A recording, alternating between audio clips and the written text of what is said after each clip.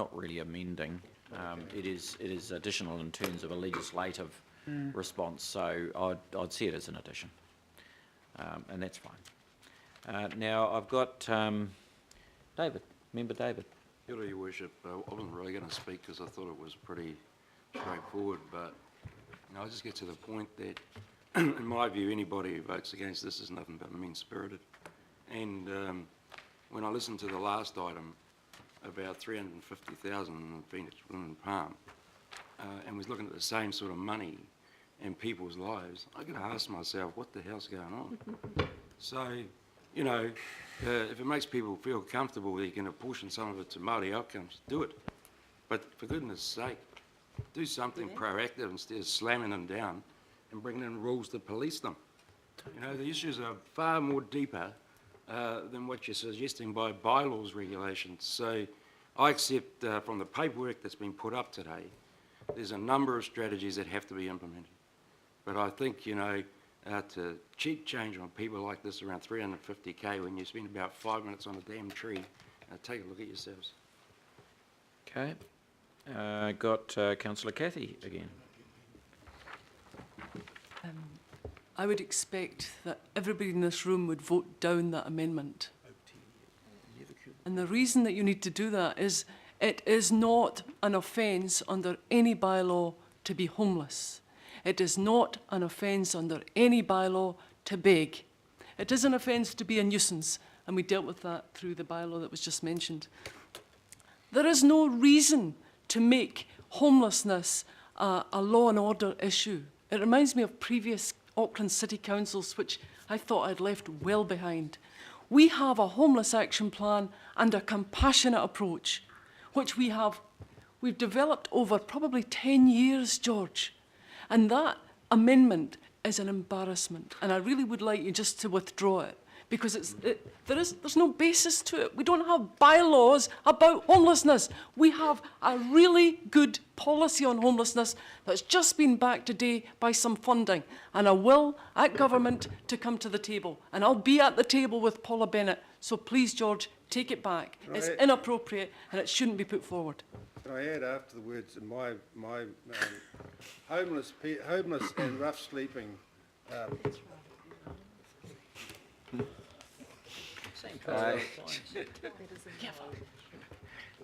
Okay, so we don't lose the plot completely on this.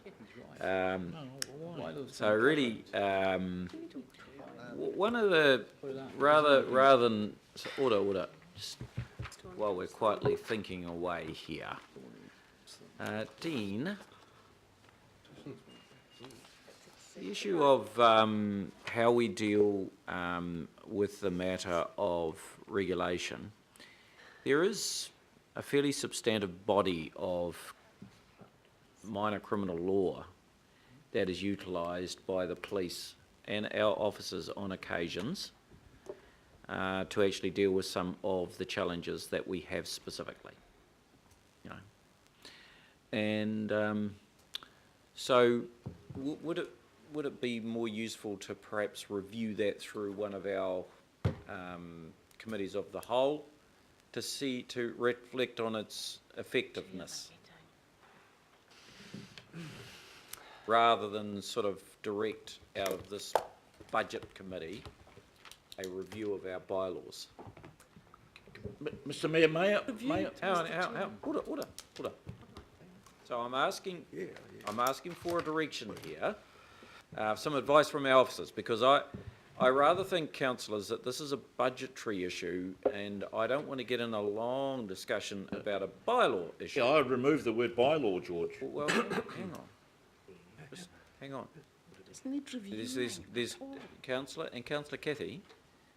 There's no harm in the fact that, and anyone can always request how we're going on the regulatory side, and that also reflects on what the policing obligation. My view has always been that there's plenty of stuff in the Crimes Act, quite frankly, but that it was about the will to enforce it. It's a bit like some of the stuff we've done for people trying to wash our windows. Golly, waste time having a bylaw if you're not going to enforce it. Then we can have some logic here, can't we? Yes, you can. So, through the bylaws committee, there will be a review of the public safety and nuisance bylaws. And so,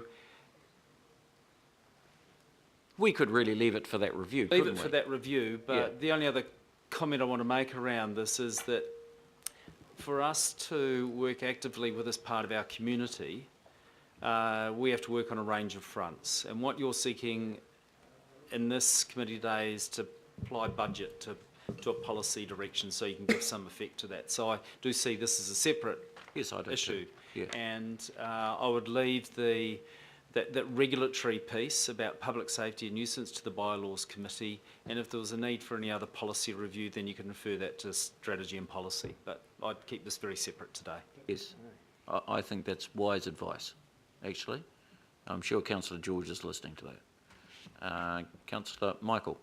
Yeah, I agree. This is a problem that's way wider than civic bylaws. And obviously, the council has policies, or should have policies, on these sorts of matters, and maybe it would be more sensible to have a look at the policies, the policy framework for the problem of homelessness and rough sleeping, given that we are now putting in money to try and deal with it. So rather than bylaws and semi-criminalising things, we look at the policies to go with the funding that we're putting in. Can I move that, Mr. Mayor? Could I change it that we just note that the applicable bylaws to deal with that will be reviewed by the regulatory and... Yeah, look, Councillor George. Yeah. So it is evident that that's going to happen. Anyway. Well, And- I just want to Well, I just yeah. want to have it there so that when I vote for it, if I vote for the other one, yes, that I know that it's going to happen. Yeah, well, it is going to happen. So I think we are buying unnecessary debate here on this issue, where it's quite clear this is what we're doing, and we don't need to sort of deliver overly obvious things. When Councillor Cullum, that most capable chair of the bylaws committee, has got this stuff well in hand in his committee. Councillor Cowell. Your Worship, I did mention to Councillor Wood, I asked the team to review this, the Public Nuisance and Safety Bylaw, probably a couple of months ago. Yep. To tighten up areas that we need to tighten up on. Yep. And you took the words right out of my mouth. There's no good having a bylaw, and I've always said it, unless we can implement it. Yep. And enforce it. Yep. So, it's up to you, Councillor Wood, I'm happy to... It'll happen then. Yep, So, absolutely. look, Councillor Wood, I, on the basis of all of that, I would have thought the best idea is to just withdraw that and let this work be carried on in Councillor Penrose's committee, and let us just focus specifically on the issue of a budgetary commitment here today. And, you know, I think this will be the best way forward, Councillor George. So I'll leave that with you. Okay, I'll have that as my second. Right. Yep, very good. Right, Councillor John.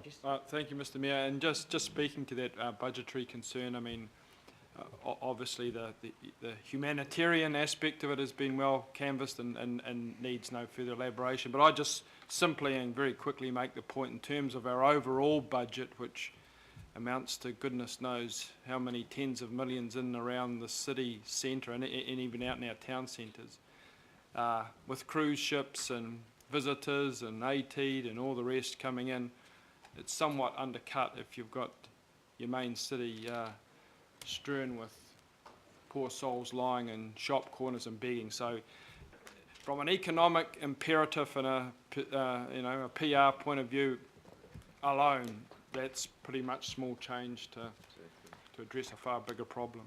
Okay, good man. So it's a start. And I've got Councillor, I've got a few hands waving, so just quite keen for us to just focus on the, hang on Mike, Councillor Mike. Just quite keen for us to keep focused on just this budgetary issue, and so Councillor Denise, next. Thank you, Mr Mayor. I do support this initiative, and it's clear to all that there is a burgeoning issue on this topic, but I just want to point out, and I know it'll be very much the fore of everyone's minds as we continue down this body of work, but it's not just a CBD-centric issue. And in the room today is one of our fantastic town managers in my area from Onehunga, and she rightly points out that the issue is spread across the city and that there is no emergency housing in the area whatsoever. Yeah. And she's having to deal with stuff on a daily basis. So when it comes to, and I understand the intent of Councillor Wood in regards to that public nuisance and safety bylaw review, because if you're dealing with people on a daily basis, that is not conducive to business and the public keeping on their way. There is an issue that we have to, enforcement does have to sadly become something that we look at. So we'll look forward to that review, Councillor Penrose, as it comes through reg and bylaws. Very good. Councillor Dick. Thank you, Mr. Mayor. I certainly won't be voting for this. I believe that, and that's why I asked you the question yesterday in regards to what central government was doing, because this is a social welfare problem. It's not, and social welfare is the domain and responsibility of central government, not local government. And therefore, if we want to do anything, we should be a little bit harder on central government and the social welfare agencies that they run to tell them that we have a problem, as if they didn't know it, and that they should do something about it. So I will not be voting for this. And I noticed that for those of you who have ever been to San Francisco, just how many rough sleepers, homeless people, panhandlers, beggars there are on the street there. And I was reading this article here about San Francisco because I thought, well, I wonder how they deal with it, given the fact that they seem to have a fairly large problem, as we do in Auckland, but on a much larger scale. Interestingly enough, over 10 years, San Francisco has spent roughly $1.5 billion on trying to move people off the streets of San Francisco. And they have come to the conclusion after $1.5 billion and 10 years that it is not a problem that can be fixed by City Hall. And I think we should take notice of their experience and advocate to central government and tell them, this is your problem. You deal with social welfare. It shouldn't be in our budget. And we have all these things in our budget. We recognise, and we spoke about this yesterday, transport is the biggest issue that we have facing us. And yet, the whole time, we keep chipping away at our budget on these things that are either somebody else's responsibility or is not the core business of local government. And Mr. Mayor, you want to lead the charge on providing better transport, public transport, private transport, rail, walking and cycling. I suggest that you don't put up these kind of recommendations that chip away at our budget. Good speech. That is a good speech. It's an absolute juxtaposition. Councillor Mike.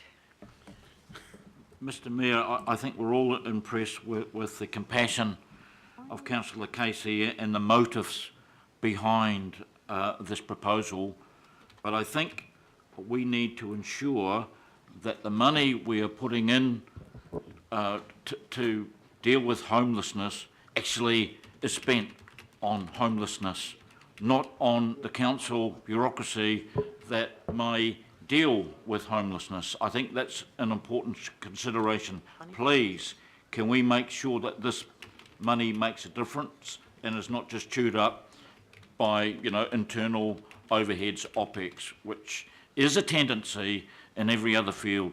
Thank you. Thank you, Councillor Mike. That's a good way to finish the debate, I suspect. Okay, councillors, so I'm going to put the overarching version.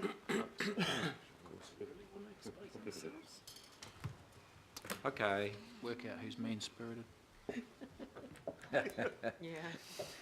Yeah, Cam, you don't want to. Yes. Councillor Nye? Aye. Councillor Brewer? No. Councillor Casey? Yes. Councillor Cashmore? Yes. Councillor Clow? Yes. Councillor Cooper? Yes. Councillor Darby? 4. Councillor Filipaina? Aye. Councillor Fletcher? No, she said aye. I heard it. She's left the room. Oh, she didn't have to make a call on it. Councillor Crum? 4. Councillor Lee? Aye. Councillor Penrose? Yes. Councillor Quacks? No. Councillor Stewart? No. Member Taipari? Or Member Namane? Yes. Councillor Sir John Walker? Councillor Wayne Walker? Yes. Councillor Watson? Yes. Councillor Webster? Yes. Councillor Wood? Yes.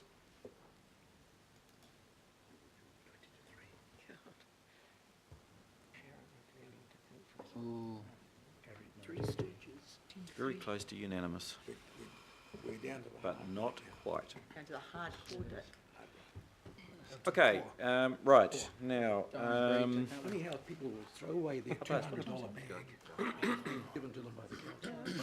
Where's Councillor Fletcher now, when I need her? Where is she? Second, my next one. oh, Bill, let's do the fees and charges. Thanks a lot, team.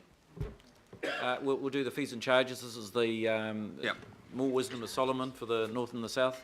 So, sir, you invited us to bring a person from one of the business districts. Yep. So we've got Kendall Gibson from the Pukekohe Ken? Business Association, which will give us some factual evidence about this issue. Yep. We have a motion that was drawn up with the help of Andrew and the compliance team this morning. Lovely. And I'd also like to hear from the Chief Executive Oh, I'm sure we would. on this. So this is Plan B, Plan Basic. B. and Okay, Bill, do you, so everyone focusing, sitting up on the screens. I'll move it. I'll second. Okay, there's the fish are biting. Speaking to that, sir, very quickly, we heard some of the reasoning yesterday. Plan B is just targeting us purely at the per square metre fees and also at the al fresco dining. Al fresco dining. We have that in What is Pukekohe. that? He's getting posh, It's isn't he? very posh. We actually we went to Oraki once and saw a bit of it, sir. It was quite nice. Al fresco. It's spread now, it's in Cleveland. So what is it? The megatropolis of Pukekohe is very sophisticated now, taking lessons from all over Europe and moving very much And upscale. But there is a financial cost and a struggle achieved with that. And I'd ask you to invite Kendall to explain that to the councillors, please, sir. Oh, very good. Okay, so Kendall will actually, hi. Sitting on a paddock now called Al welcome. fresco. So, Bill, can we just go through what's proposed here for a start? So just sort of set out this thing here and then Kendall can it's- explain the... It's farmer's market on the sidewalk. Yeah, thank you very much, Councillor So it's Fletcher. not, So put Orewa into tier 3. that's not the, Yeah, well, hang that's, on. yeah, but that's not the thing that we're putting But up. it's not the thing. So let's get the thing up. Can we have it I up? can't even read that from Which you. one? The Cashmore, please. The Cashmore one is the one we're looking for. Oh, he's going to get free cups of coffee for life. I wanted to, They'll all be al fresco. There you go. So that Orewa be into tier 3. And the wording of this other part is just to fit in with the law, which Andrew's probably better off to explain. But the essence is that it is for people who have not been charged a licence before, will pay a licence, but they will not pay for the per square metre rental until the 17, 18 years, just to give that bit of space to save that camel's back as we spoke of yesterday. Right. Okay, so that's very good, Bill. Kendall. Thank you, Mr Mayor, and thank you, councillors of Auckland, for having me here this morning. Oh, good to see you. So I've been asked to talk a little bit about how these costs would impact our local businesses, not only in Pukekohe but also across the Franklin region, where in the past there was no licensing fee for outdoor dining and obviously no rental charges. So I've broken it down to make it really easy for everyone to understand, and based on the costs that I've calculated, that each cafe in each town would be required to produce an extra 100 coffees per year. To really break it down, it doesn't sound like a lot. We're looking at around $500 per business, but you've got to understand that there's obviously a lot of competition between the cafes, so to make an extra $500 worth of coffees actually does make a big difference for these small businesses, and remembering that a lot of the businesses in Franklin are small businesses and they are struggling to cope with some of the fees and increases that have taken place since the amalgamation of Auckland Council.